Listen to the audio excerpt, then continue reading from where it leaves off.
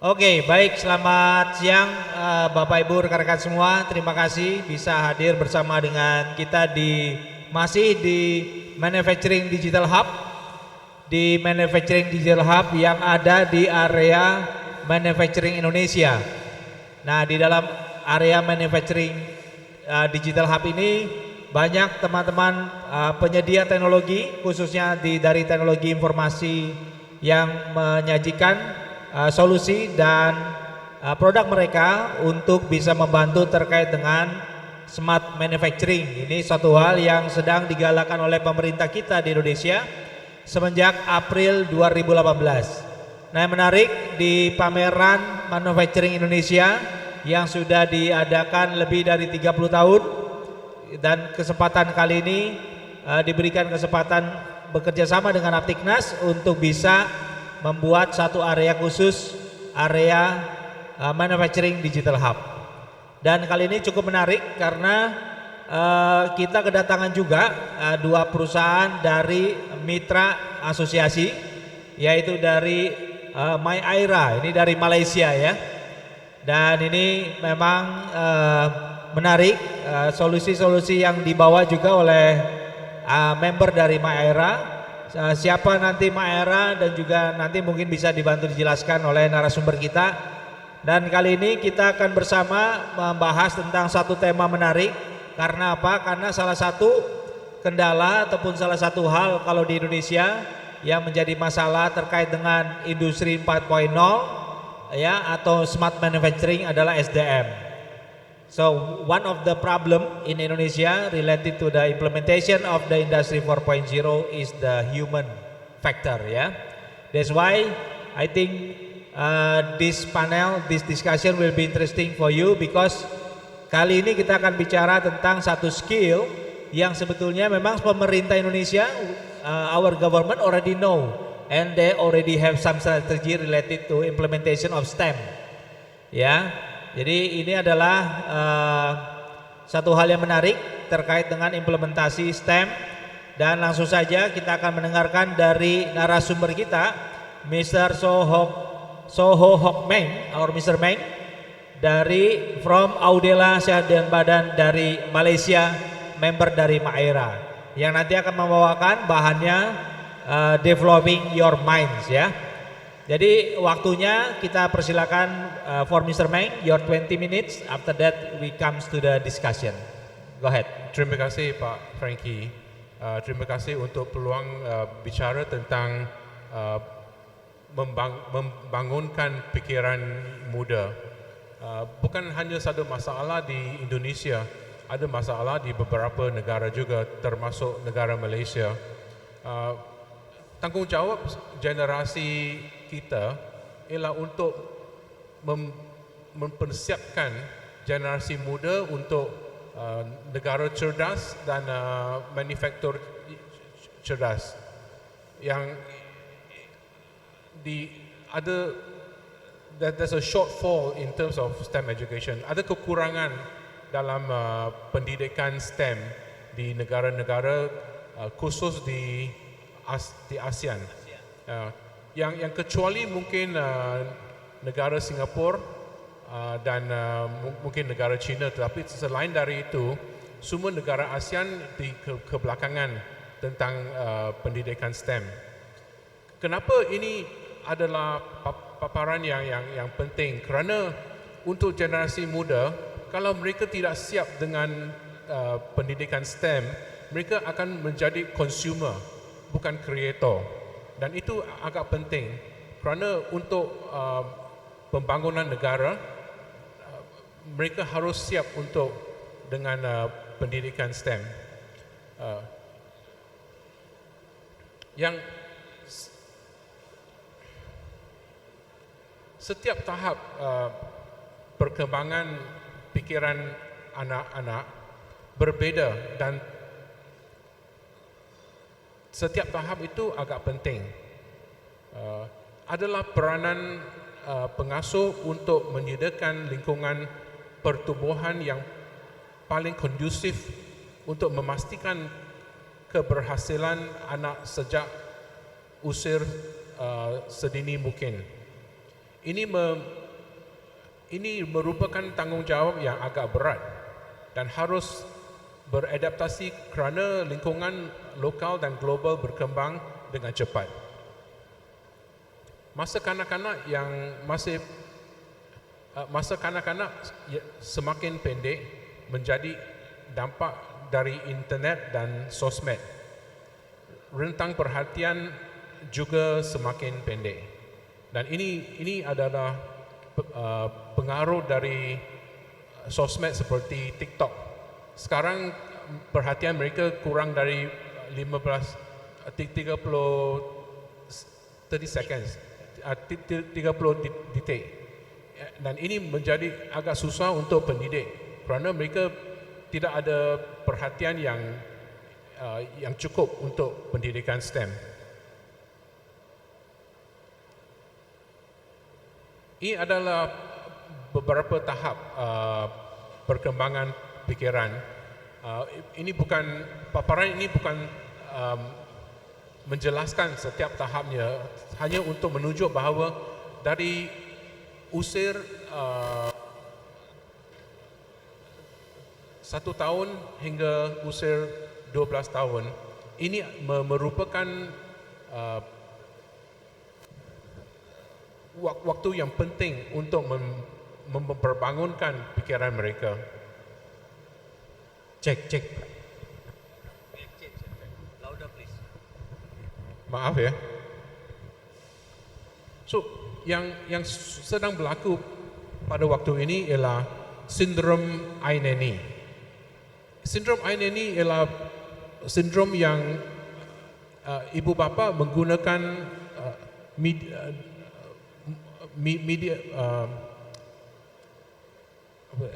It's okay in English. Okay, it's a syndrome where parents use devices to distract children, and it's easy for the parents because then they don't get disturbed. Tidak dikacau ya. But what happens is the children become so used to using devices, their attention span is not used in the right manner. For example, I have a niece who's 10 years old, and from when she was young until now, her parents have always used mobile phones, cartoons to distract her so that they are not disturbed. And what has happened is, I had a conversation with her about a month ago, talking about programming, and her response was, yes, I've done some blocky programming, but it's not interesting. So what has happened is we have actually damaged the thinking process of children, that now the dopamine response, they need more and more dopamine response because they need that burst of dopamine to find things interesting. And that is very bad in terms of developing the mind for STEM education. There was a study done in 2019 which found that there was a correlation between the use of screen time and di antara penggunaan waktu di depan layar with behavioral issues like conduct, hyperactivity, and inattention. So this has only gotten worse in the last few years. So I'll just play a short video.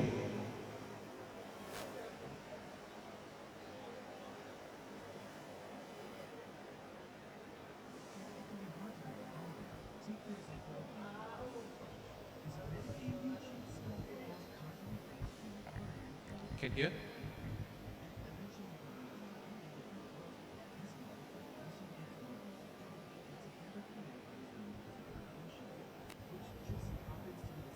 Responsible for the behaviors associated with nicotine or cocaine.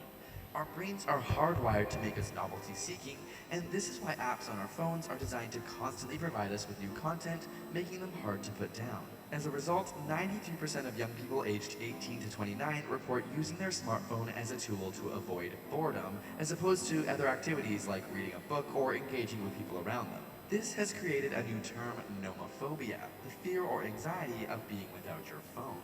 We also see a change in brain patterns. Alpha rhythms are commonly associated with wakeful relaxation, like when your mind wanders off, whereas gamma waves are associated with conscious attentiveness. And experiments have shown that when a cell phone is transmitting, say during a phone call, the power of these alpha waves is significantly boosted, meaning phone transmissions can literally change the way your brain functions. So we understand the problem. What is the solution? The solution is actually to really focus on STEM education. And in some ways, we cannot depend on the government. Parents have to take the responsibility for STEM education for their children. And STEM basically stands for Science, Technology, Kejuruteraan, dan Mathematics. It is not only limited to those areas, because STEM education is holistic. It affects all areas of education and becomes very important to develop the child holistically. We can talk about the problem forever, but we also must talk about what is available as a solution for the younger generation. What we have is a solution based around this little guy here. It's called the Awesome Board. And what this has is basically it focuses on technology development. It has a full curriculum, basically curriculum from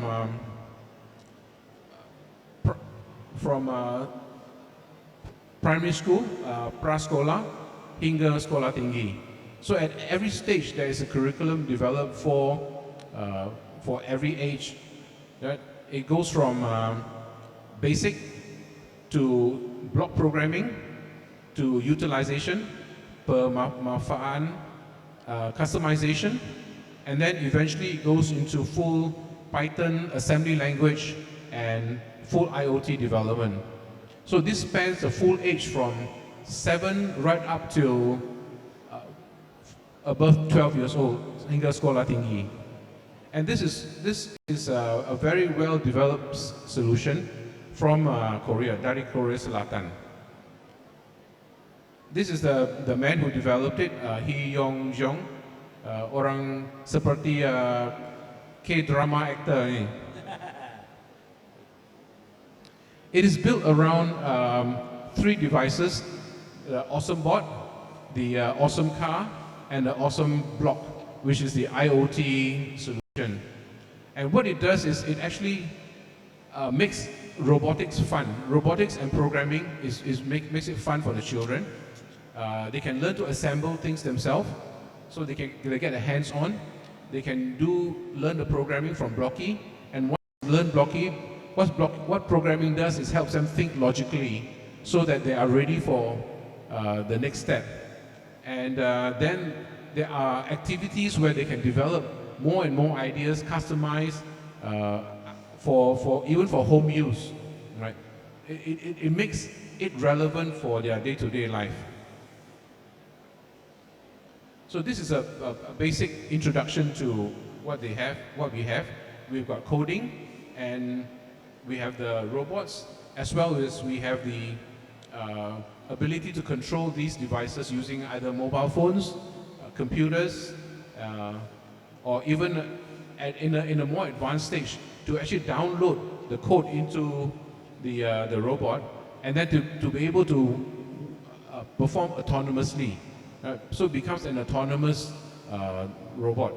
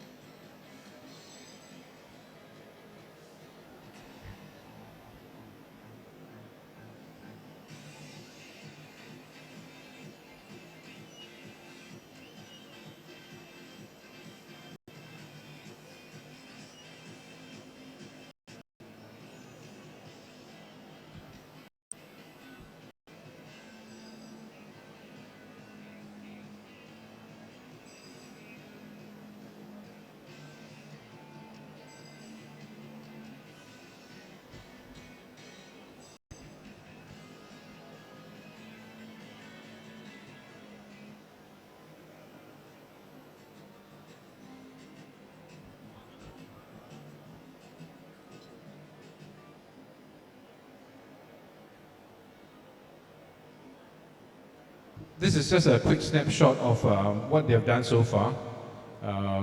It's become a very integral part of the South Korean education system, where they help develop computational thinking, artificial intelligence, and convergent problem solving.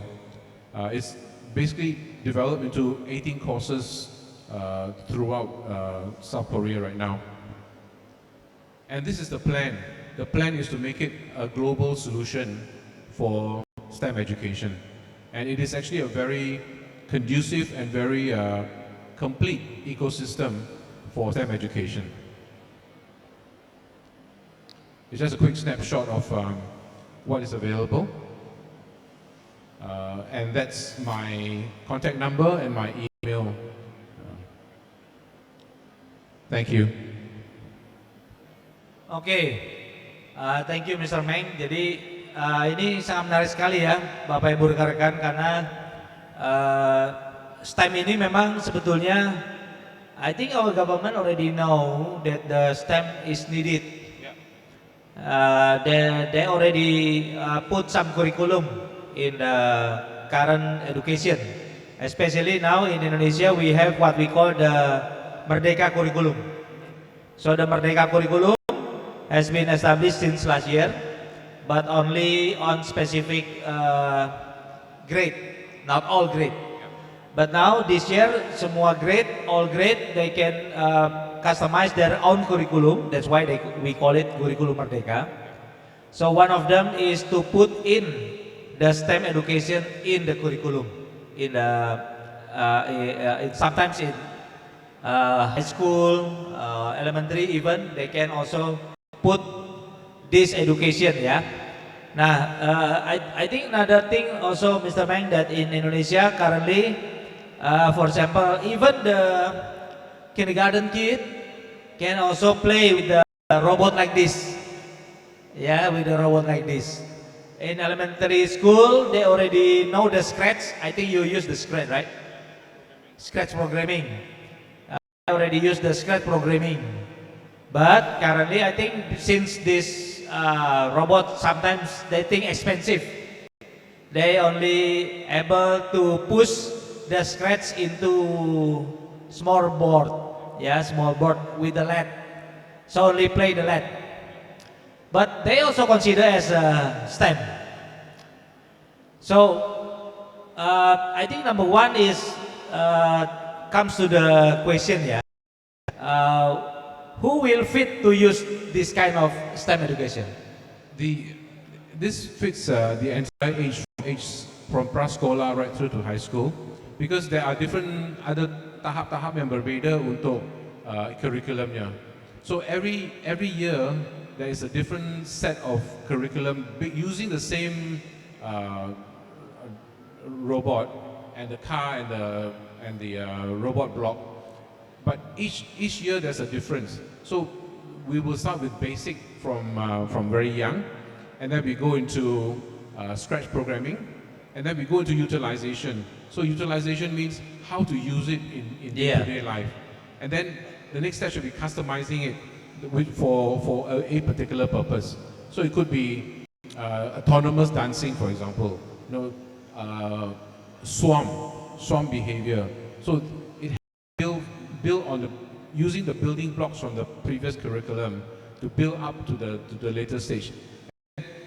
You know that within each block of Scratch programming, there's actually a Python code.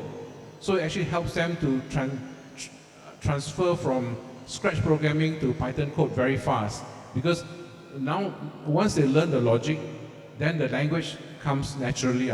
Yeah. Okay. So it means that all the grades can start learning about this, yeah? Yeah. So this particular device can be used for many years, just making it, increasing the level of complexity at every stage. So in your opinion, how to solve, yeah? Because I think in some schools, they think this, I don't know how expensive this is. But now what we have now in school, they only buy 1 or 2 units, and they share with students, among the students. So they play with it, but Yeah, not at the same time lah. Yeah. So we are also looking at other solutions now. Yeah. My partner and I are looking at other solutions which are more affordable. Yeah. Using microbit programming. So again, having the ability to use hands-on to do assembly, and then using microbit blocky programming and moving all the way up to Python programming. Oh, It will be a okay. lot. Well, we're looking at something around 300, about 500,000 rupiah. So it's a lot more affordable and easier to use.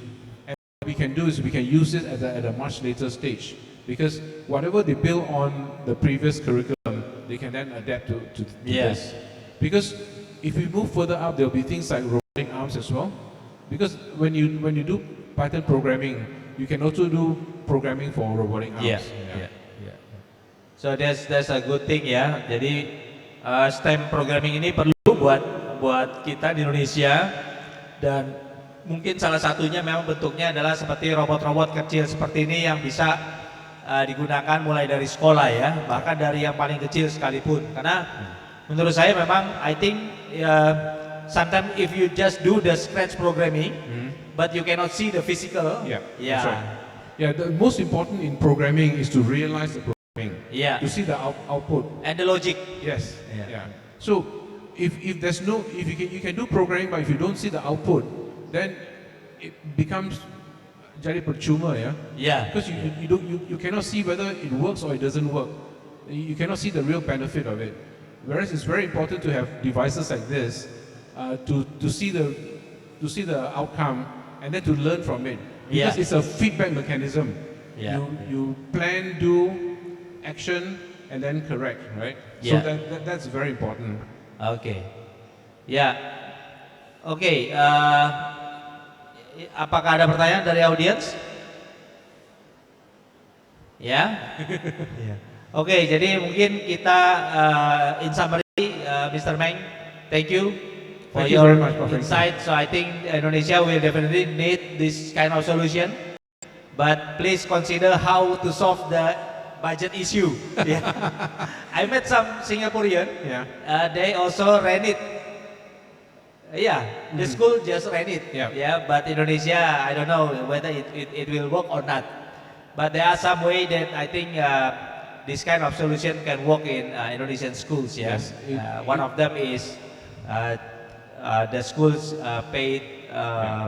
We will have to find a way to make it affordable. Yes. Ya. Jadi ini salah satu solusi menarik yang menjadi dasar untuk implementasi STEM, dan STEM ini adalah dasar dari apa yang kita lihat sekarang di lingkungan manufacturing Indonesia terkait dengan solusi-solusi smart manufacturing. Once again, Mr. Meng, thank you for your time. Terima kasih. Ya, kita berikan aplaus pada Mr. Meng. Kita lanjut.